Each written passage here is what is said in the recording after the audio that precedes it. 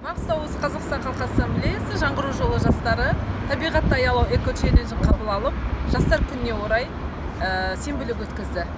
Табиғатты аялау біздің ортақ міндетіміз.